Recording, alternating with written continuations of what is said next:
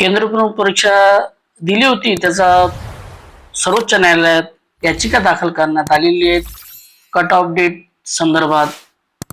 आता या ठिकाणी मी तुम्हाला हा जो पत्र आहे, हेच पत्र मी तुम्हाला मराठीत समजून सांगतो.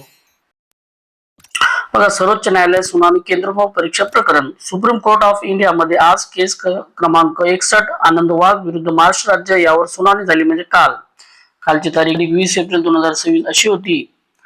काल केस क्रमांक 61 मध्ये आनंद वाघ विरुद्ध महाराष्ट्र राज्य यावर सुनावणी झाली.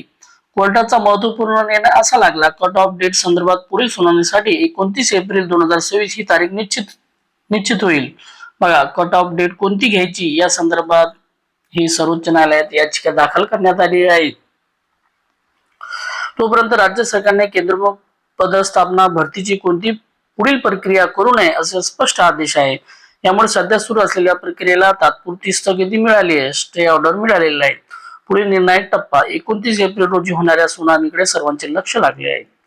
म्हणजे सर्वोच्च न्यायालयात आता 29 एप्रिलला काय निर्णय देतो ते याकडे सर्वांचं लक्ष लागलेलं आहे. अशाच प्रकारचे व्हिडिओ आवडल्यास व्हिडिओ लाईक, शेअर आणि सबस्क्राईब करायला विसरू नका. थँक्यू.